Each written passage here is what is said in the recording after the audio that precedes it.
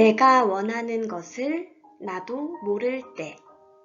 오늘은 선생님이 지친 마음의 위로가 되어주는 따뜻한 책 한 권에 좋은 글귀 몇 개를 소개해 주려고 해요. 사랑을 주지 못하는 사람은 사랑을 받을 수도 없듯이 스스로를 불신하는 사람은 다른 사람의 인정을 받을 수도 없다. 그러므로 자기 자신에게 무한한 관용을 베풀어라. 우리 자신은 충분히 그럴 만한 가치가 있는 존재다. 적어도 나에게 나라는 존재는 그럴 만한 가치가 있다. 그리고 다른 사람의 냉정한 눈빛을 마음에 새기고 아파하기보다는 스치듯 지나간 작은 미소일지라도 긍정적인 것을 기억하라. 다른 사람의 비판적인 시선과 거부가 정말 자신을 향한 것이었는지 직접 확인하기 전에는 절대 그것을 자신의 탓이라 지레 짐작하고 무조건 수긍하지 말기를 바란다. 이 구절을 읽고 선생님은 무릎을 탁 쳤어요. 왜냐하면 사람이 100가지의 칭찬을 들어도 한 가지의 가슴 아픈 말을 하나 들으면 그것을 마음에 새기고 계속 마음 아파하고 이러게 되어 있는데, 그러지 말고 이 책에서 말한 것처럼 긍정적인 것을 더 기억하면 더 좋지 않을까? 이런 생각이 들었기 때문이죠. 여러분도 마음 아픈 이야기보다는 여러분에게 따뜻한 말을 해주는 사람이 더 많이 있다는 것을 꼭 기억하길 바랄게요. 어느 날 문득 이런 생각이 들었습니다. 나는 잘한다고 하는데 그는 내가 잘못하고 있다고 생각할 수도 있겠구나. 나는 겸손하다고 생각하는데 그는 나를 교만하다고 생각할 수도 있겠구나. 나는 그를 믿고 있는데 그는 자기가 의심받고 있다고 생각할 수도 있겠구나. 나는 사랑하고 있는데 그는 나의 사랑을 까마득히 모를 수도 있겠구나. 나는 떠나기 위해 일을 마무리하고 있는데 그는 더 머물기 위해 애쓴다고 생각할 수도 있겠구나. 나는 아직도 기다리고 있는데 그는 벌써 잊었다고 생각할 수도 있겠구나. 나는 이것이 옳다고 생각하는데 그는 저것이 옳다고 생각할 수도 있겠구나. 내 이름과 그의 이름이 다르듯 내 하루와 그의 하루가 다르듯 서로의 생각이 다를 수도 있겠구나. 이 시를 읽고 선생님은 너무 많이 공감을 했어요. 사람들이 생각이 모두 저마다 다른데 이것을 이해하지 않으면 왜 저 사람이 저렇게 생각하지? 하고 이해가 안 되거나 서로를 오해하게 되고 미워하게 되는 일이 생길 수도 있거든요. 여기 책을 쓴 전승환 작가님의 말씀처럼 우리가 사람마다 생각이 다르다는 것을 알 때 우리는 좀 더 좋은 관계를 맺을 수 있는 것 같습니다. 쓸데없는 불안으로 두려워하는가? 너는 존재한다. 그러므로 사라질 것이다. 너는 사라진다. 그러므로 아름답다. 미소 짓고 어깨 동무하며 우리 함께 일치점을 찾아보자. 비록 우리가 두 개의 투명한 물방울처럼 서로 다를지라도. 비스와바 심보르스카의 두 번은 없다라는 시라고 합니다. 이 시를 읽고 선생님은 마음의 위안을 많이 받았는데요. 우리 모두 인생을 한 번밖에 살지 못하기 때문에 사소한 일에도 불안하기도 하고 내가 잘하고 있는지 확인받고 싶기도 하고 하는 마음이 드는 것 같아요. 하지만 역설적으로 우리 인생은 단 한 번뿐이기 때문에 이 순간순간을 더 충실히 살아야 한다고 생각하게 되는 그런 글귀였습니다. 그대 부디 혼자라 생각하지 말기를, 매일 쓸쓸하지 말기를. 아무리 심한 고독도 지금껏 잘 버텨왔고 아무리 격한 슬픔도 이제껏 잘 지나왔으니 또한 그 시간 속에서 누군가는 당신을 위해 눈물 흘렸을 것이고 누군가는 기꺼이 어깨를 빌려주었을 터. 당신에게 공감해준 사람과 당신이 공감한 이야기에 귀 기울이기를. 그리하여 우리 곁에 늘 누군가 함께 있고 기도해줄 사람이 있다는 사실을. 당신 또한 누군가에게 따스한 사람이며 우린 그렇게 서로에게 온기를 나눠주며 함께 살아가는 존재라는 사실을 잊지 말기를. 이 글귀를 읽고 선생님이 눈물이 날 것처럼 마음이 너무 따뜻해졌어요. 항상 세상 살다 보면 어느 순간이든 아, 내가 혼자가 아닌가? 이런 생각이 들기도 하고 외로운 느낌이 들 때도 있는데 우리가 언제나 눈에 보이지 않지만 혼자가 아니라는 사실을 기억한다면 조금 더 힘내서 살아갈 수 있을 것 같아요. 우리는 모두 존재만으로 충분히 사랑받을 자격이 있는 사람입니다. 그럼에도 상대를 더 많이 사랑함으로써 기꺼이 약자가 되겠다는 마음은 사실은 정말 강한 사람만이 가질 수 있는 마음이지요. 사랑을 할 때 무조건 강약을 나누고 결코 약자가 되지 않으려 애쓰는 사람이 있다면 그 사람은 강한 사람이 아니라 오히려 약한 사람입니다. 이 구절도 원래 사랑하면 더 많이 사랑하는 사람이 약자이다 라는 말이 있는데 그 틀을 깨준 너무 좋은 글귀인 것 같아요. 선생님도 더 많이 사랑하고 여러분에게 더 많은 사랑을 줄 수 있는 사람이 될 수 있게 노력하겠습니다. 왜 좋은 인연들을 눈앞에 두고 그렇게 일어나지도 않을 나쁜 걱정만 했을까요? 인연이면 헤어지려고 해도 이어지고 인연이 아니면 애를 써도 헤어진다는 건 정말 맞는 말인 것 같습니다.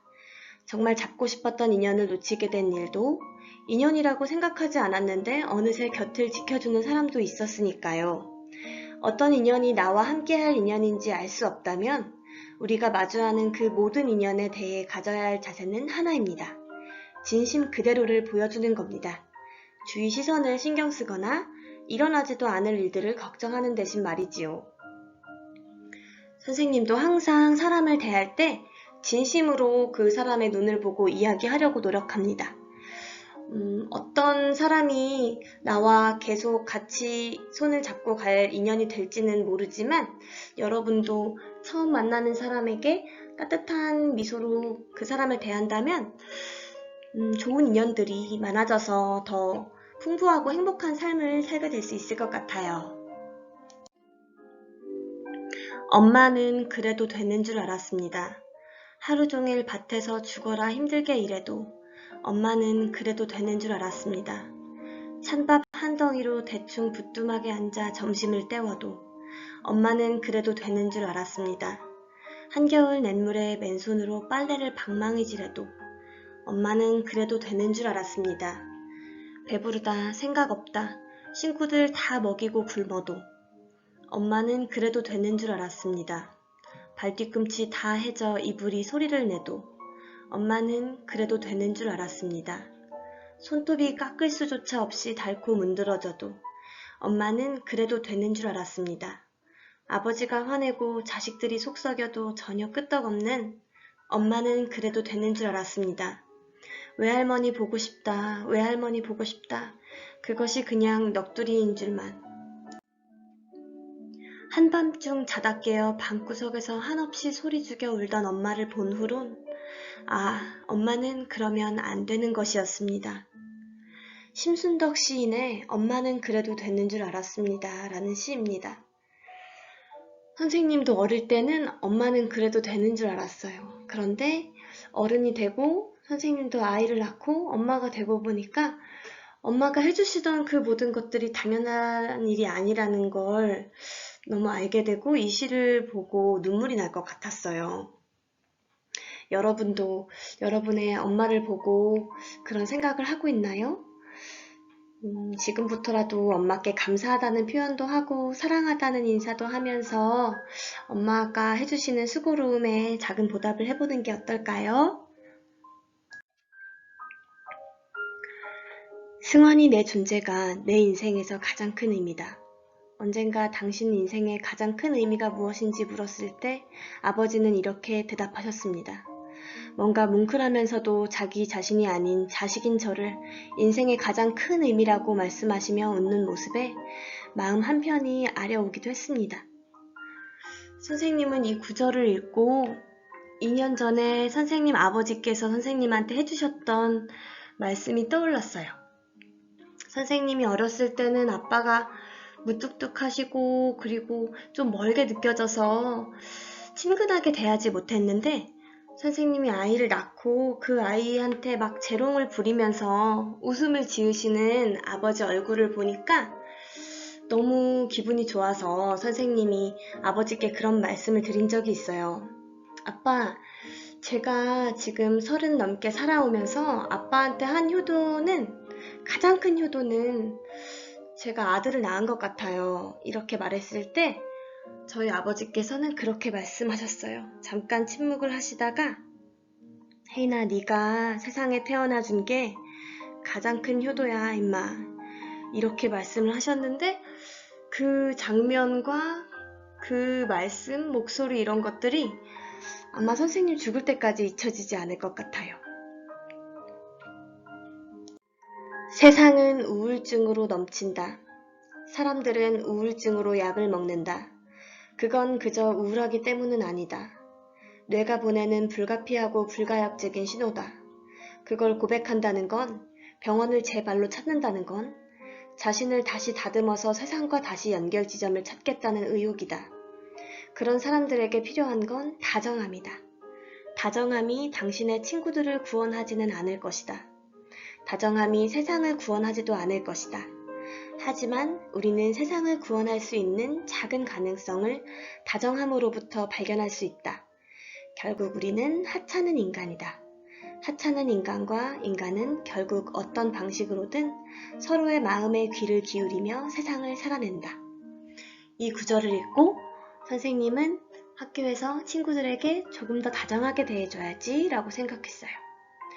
다정하고 따뜻한 말과 온기를 받은 사람은 세상을 살아갈 때 아무리 힘든 일이 있어도 이겨낼 힘이 생긴다고 해요. 우리 친구들이 힘들 때도 그런 따뜻한 온기를 생각하면서 힘을 낼 수 있기를 선생님이 기도할게요. 행동하라. 무엇인가를 행하라. 하찮은 것이라도 상관없다. 죽음이 찾아오기 전에 당신의 생명을 의미 있는 뭔가로 만들라. 당신은 쓸데없이 태어난 것이 아니다. 당신이 무엇을 위해서 태어났는지를 발견하라. 당신의 최소한의 임무는 무엇인가? 당신은 우연히 태어난 것이 아니다. 명심하라. 베르나르 베르베르의 소설 개미의 문장입니다. 이 글귀를 읽으니까 선생님은 너무 마음이 벅차올랐어요. 내가 우연히 태어난 것이 아니라 무언가 의미가 있어서 내가 세상에 태어났다는 그런 생각을 하면 내가 세상을 살아갈 때 좀 더 기쁘고 열정 있게 내 일을 하면서 살 수 있는 것 같아요. 사람은 결코 외톨이도 고독한 존재도 아니다. 서로가 서로에게 힘이 되고 위안이 된다. 그리고 인생이 아름다워진다. 맞아요, 여러분. 우리가 혼자 사는 것 같지만 사실은 여러 사람들의 도움으로, 그리고 여러 사람들이 있기 때문에 힘든 순간도 잘 이겨낼 수 있는 것 같아요. 여러분이 혼자라는 생각이 들 때 선생님이 여러분 곁에 있고, 그리고 여러분의 가족들이 곁에 있고, 친구들이 곁에 있음을 꼭 잊지 마세요. 불가능한 꿈을 꾸는 것, 무적의 적수를 이기며 견딜 수 없는 고통을 견디고 고귀한 이상을 위해 죽는 것, 잘못을 고칠 줄 알며 순수함과 선의로 사랑하는 것, 불가능한 꿈속에서 사랑에 빠지고 믿음을 갖고 별에 닿는 것. 돈키호테 책에 나온 글귀라고 해요. 이 글귀를 읽으니까 선생님 마음속에 있는 열정이 막 꿈틀거리면서 불타오르는 그런 느낌이 들어요. 여러분도 매 순간순간을 최선을 다하면서 산다면 인생이 좀 더 행복하지 않을까요? 크고 특별한 목표가 없어도 하루하루 충실하게 살아가고 있는 것만으로도 우리는 충분히 의미 있는 삶을 살고 있습니다. 선생님은 그렇게 생각해요.